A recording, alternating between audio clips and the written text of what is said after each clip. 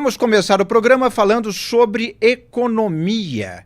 O presidente da Câmara dos Deputados, Hugo Motta, recebeu do ministro da Fazenda, Fernando Haddad, a lista de 25 medidas que o governo considera prioritárias em 2025 e 2026 na área de economia.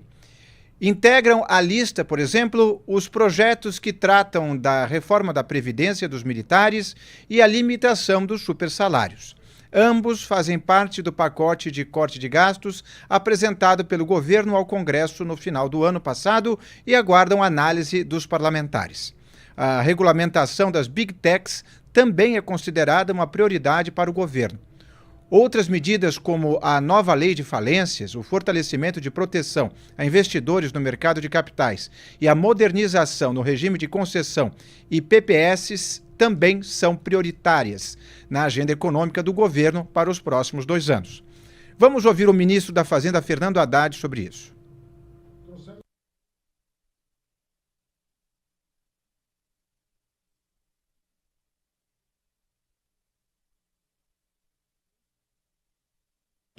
E 7 projetos que serão encaminhados nas próximas semanas para cá.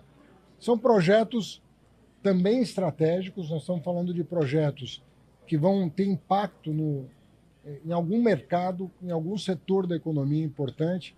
Eu vim aqui agradecendo o que já foi feito e dando conta do impacto que projetos já aprovados, né, a repercussão que já tiveram no mercado. Falava do mercado de venda de veículos, por exemplo, o mercado de venda de imóveis, que teve um impacto muito importante do mercado da lei de marco de garantias, né? E poderia citar aqui extensamente vários projetos que já modificaram setores importantes da economia.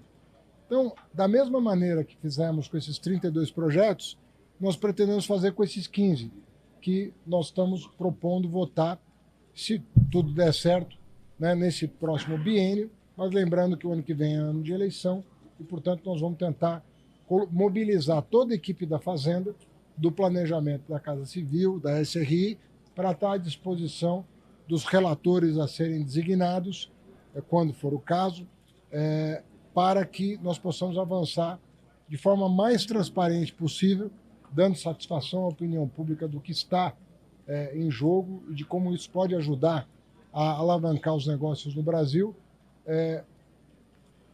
nos colocar à disposição de toda a casa para que isso aconteça o mais rapidamente possível.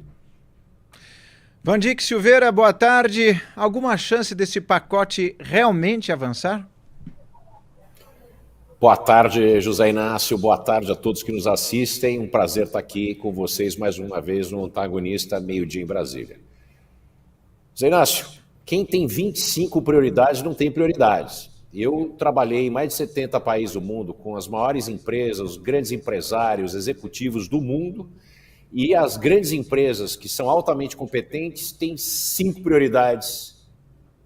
As melhores do mundo têm 3. 25, das quais 15 dependem do Congresso Nacional, que é oposição ao governo, no meio do mandato, a chance é 0 de alguma coisa andar. O que tem que ser focado, que é a grande essência de prioridade para o governo, é fazer cumprir o arcabouço fiscal, devolver dentes e criar uma mordida que tenha, de fato, algum tipo de impacto e, ao mesmo tempo, fazer com que a reforma tributária seja viável, porque hoje ela não é viável. O resto é espuma, não deveria ser nem listado como prioridade. E as prioridades em si, elas são razoáveis? Lhe parecem razoáveis? Dessa lista de 25 tem coisas que realmente são importantes ou tem muita coisa que é mais ruído do que, de fato, algo prioritário para um governo? Perfeito, vamos lá. Eu estou aqui com elas na minha mão. Obviamente que nova lei das falências é importante, né? Um país como o Brasil que enfrenta falência, que a gente tem, isso é importante. Agora, não é imediato. Prioridade é aquilo que a gente tem que fazer no horizonte de curtíssimo prazo, né? A gente tem coisa mais importante que é fazer cumprir o arcabouço fiscal e resolver a questão tributária. Outro ponto, imagine isso aqui. Resolução bancária, regulamentação econômica das Big Techs. O que tem para ser regulamentado em Big Tech? Porque isso deveria estar listado nas 25 prioridades. Quer dizer, não faz sentido nenhum. Avanço na implementação do mercado de carbono com governança e decreto regulamentador. Obviamente que isso é importante, mas isso é nice to have. Seria alguma coisa quando a gente tiver uma estrutura fiscal razoável e tiver uma estrutura tributária que é de um país sano, tudo isso vem. Aí vem novos leilões do Ecoinvest, estruturação do Fundo Internacional de Floresta. Parece uma carta ao Papai Noel. Já convido para a conversa Rodolfo Borges. Você acha que o Papai Noel desse governo existe ou vai ganhar um pedaço de carvão nas próximas eleições?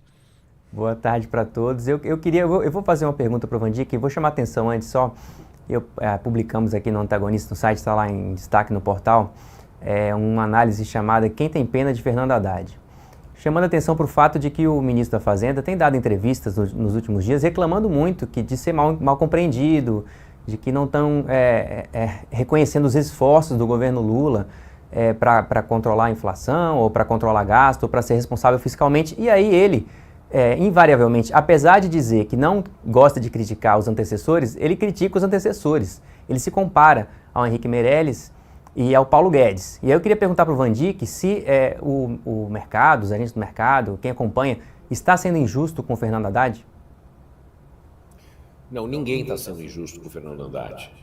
O Fernando Haddad é um tapa-buraco, né? Não existe ninguém viável, aceitável para o PT e é a pessoa que tem maior condição de conversar com o mercado. Quer dizer, dentro do PT, que o quadro é péssimo, muito ruim, o que existe de melhor é o Fernando Haddad. Então é ele que vai, né? Se só tem tu, vai tu mesmo. É essa a relação. Agora, o Fernando Haddad se expressa muito mal, né? Tem uma dicção ruim, tem uma presença que não anima o mercado. E, obviamente, o mercado se cansou. Tem, de um lado, o Fernando prometendo, preocupado com a situação fiscal, só que ele não é efetivo. Ele não consegue extrair do Lula, não consegue extrair da ala política do governo ganhos econômicos para apresentar para o mercado. Então, ele é penalizado por isso. Mercado, o que funciona é aquilo que funciona. Se você não funciona, você é trocado. A bela lição que o mercado financeiro traz é que a meritocracia ela é vivida no mercado financeiro.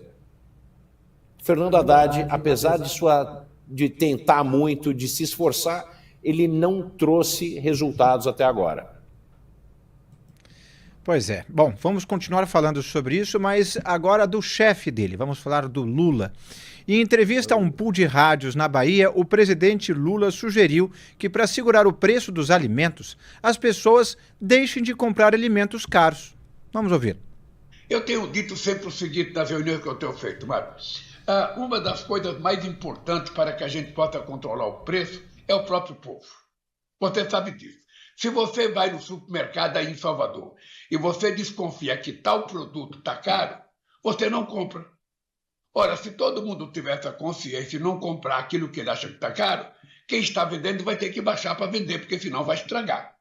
Ora, esse é um processo que a gente não precisa falar, porque isso é da sabedoria do ser humano. Eu não posso comprar aquilo que eu acho que está sendo exagerado o preço. Então, eu vou deixar na prateleira, não vou comprar, sabe? Eu compro amanhã, eu compro outra coisa, eu compro similar. Esse é um processo educacional que nós vamos ter que fazer com o povo brasileiro.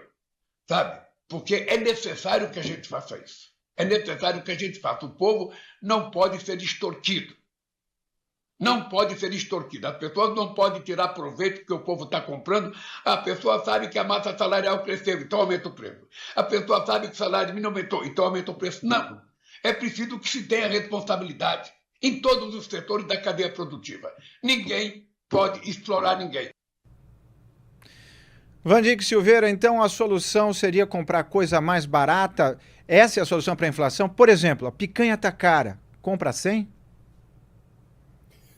De fato, o presidente Lula, dentro da sua grande ignorância a respeito de economia, ele falou alguma coisa correta. De fato, buscar similares, alternativas faz sentido.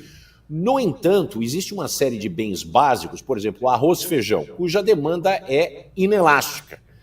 As pessoas compram e vão gastar a maior quantidade possível do seu salário, mesmo que mude o preço, para obter essa base que é difícil você substituir num país como o nosso.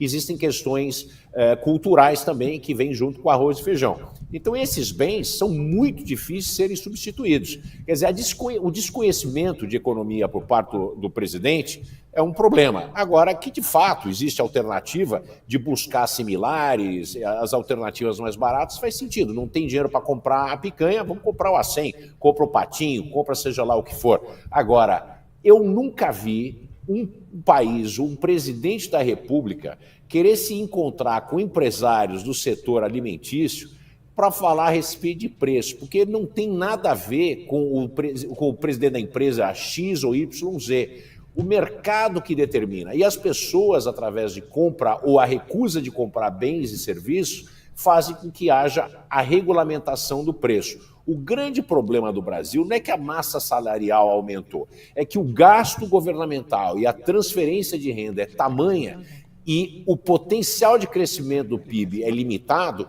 mesmo crescendo acima do hiato, a gente coloca muita pressão. Por quê? Porque não existe investimento suficiente para abastecer uma massa salarial crescendo como cresceu, junto com um PIB que cresce de maneira artificial em 3,5%. Muito bem. O presidente Lula disse que o que não precisava ser dito segundo ele. Ele falou, olha, isso aqui não precisa ser dito, e disse. Isso é a indicação de um presidente acuado pela realidade.